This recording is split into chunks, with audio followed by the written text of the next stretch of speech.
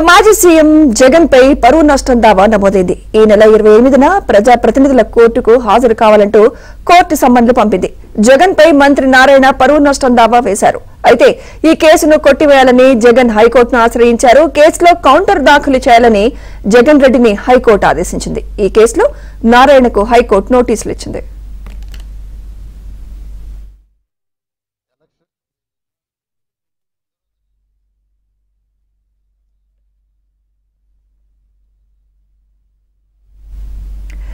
జగన్ రెడ్డికి వాగుకు నదికి తేడా తెలియదని ఎమ్మెల్యే వసంత వెంకటకృష్ణ ప్రసాద్ విమర్శించారు.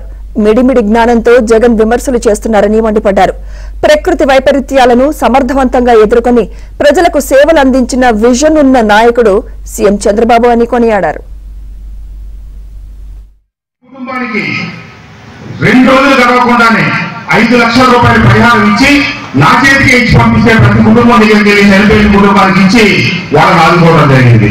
అంతేకాకుండా విధి నిర్వహణలో ఉన్నటువంటి ఒక లైన్ మ్యాన్ చనిపోతే లోకేష్ బాబు గారికి ఆ మృతుడి కుటుంబానికి ఫోటోలు వివరమంతా నేను పెట్టాను.